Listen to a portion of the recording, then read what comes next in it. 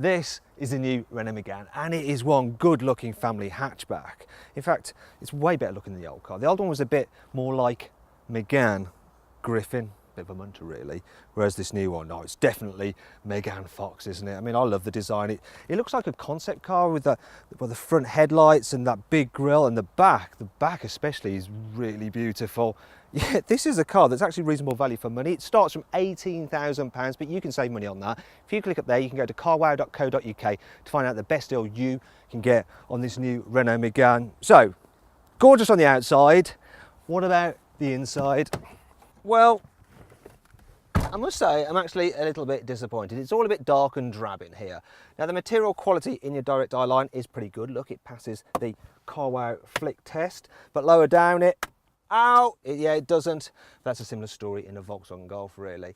And this car, you might notice it's got this huge portrait screen here, which is the kind of thing you only get on real top-end cars. And it looks wonderful, dead easy to use as well. And if you click up there, you can see our full in-depth review of the infotainment system by watching our in-depth interior video review. The only thing is that screen is only available on the dynamic S models and above, so you have to pay extra for those if you want that screen, and it's well worth doing because you also get a digital driver's display, you get a reversing camera, you get lane departure warning, dual zone climate, and on the whole it's pretty good.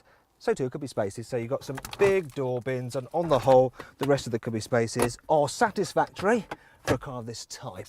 So, moving to the boot. So the capacity, it's average, you know, it's bigger than a Ford Focus, which is titchy, and smaller than a Peugeot 308, which is massive. But the problem for me with it is there's not really anything clever about it. And the first thing to note is this huge, well, there's a deep load lip, and then there's this huge bumper, which is, well, if your suitcases are heavy, that's going to be a real pain in the back. Then there's nothing really clever about this boot. So you've got, is that a false floor? No, not really. It's just where the tyre repair kit goes, but you could stuff some stuff over there. But you can't raise the boot floor up to make a flat load area, and there's not really many useful tie-down hooks. It's like Renault hasn't really bothered with the boot. Then when you fold the seats down, yeah, look at that, you get a massive ridge there, so it can be really awkward to slide things to the back. Speaking of the back, let's move on to the back seats. So I'll just move these out of the way so you can see what's going on. Right, so this new Megane is a lot more spacious in the rear than the old one. So I'm 5'11"ish and I've got lots of knee room, decent headroom. People over 6 foot will be fine. You can carry 3 people at a push. It's not the best in class, but it's not the worst because you've got this wide middle seat. And while there is a hump in the floor, it's not too big. The only mild issue I have is that the footwells are quite small, so you do feel a bit cramped at times, and you sit very low with your knees quite high, which does affect your comfort over a longer journey, but on the whole not too bad in the back seats. And if there's just 2 of you, you can fold this down and rest on it, and some cup holders there.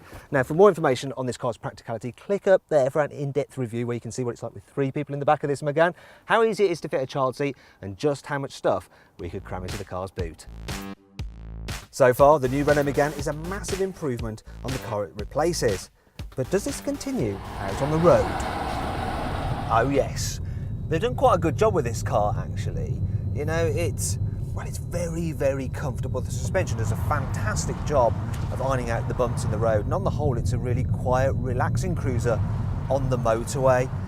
Also, it won't go into a big French strop. If you chuck it into a corner, it can cope, it's got enough grip.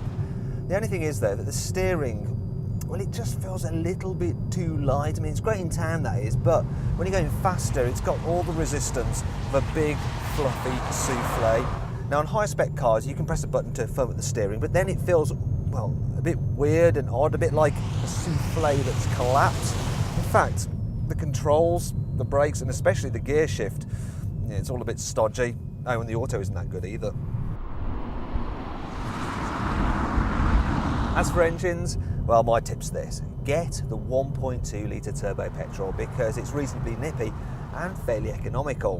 But if you do lots of miles, you're going to want a diesel, and the 1.5 litre in this car does a pretty good job. It's got enough punch for overtaking, and Renault says it will do 76 miles per gallon. Now, if I look at the trick computer, I'm doing 59. That's actually pretty good. In terms of visibility, well, it's generally okay. These pillars are quite fat, but the worst thing is the view out the back. That rear window is really small. Now, if you click up there, you can actually see for yourself by joining me for a 360-degree passenger ride. Now if you noticed a whistling sound in my pieces to camera, it's because there was some interference with our mic. Don't worry, it's not the car. However, there are a few annoying things about the new Megane. There's no clever place to store the parcel shelf when you're not using it. Under there, yeah, it doesn't quite work. Renault likes to call this trim artificial leather, but it just feels like plastic, if I'm honest. I love the portrait style screen, but that surround, it looks like it's still in the prototype phase and someone accidentally signed it off. The glove box is all right, but it could have been huge if Renault could have bothered to move over the fuse box over there for right-hand drive cars. From a distance, this little aerodynamic bulge makes it look like you've got a dent in your car. Thankfully, there are some cool features on the new Megane which help make up for all this. You can get LED coloured mood lighting like you get in Audis. You can download various apps for the infotainment system from the Renault R-Link store. Look, there's one here called Space Dog. There's an onboard eco driving monitor to help you be a more efficient motorist. You can play artificial engine noises inside the car to make it sound like a motorbike or even a spaceship. GT models get rear wheel steering, which makes the car more manoeuvrable at low speeds and more stable at high speeds.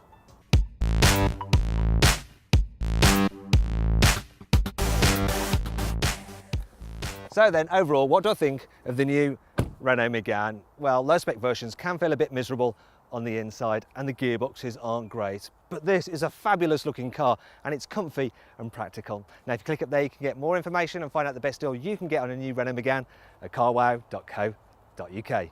Thanks for watching. If you enjoyed this video, please like it, share it and subscribe to our channel. And if you click over there you can watch our detailed practicality, infotainment and 360-degree passenger ride videos for the new Renault Megane. Now did you spot the Easter egg in this video? It was the Groove Armada shaking that ass song from the Renault adverts of the past on the car stereo.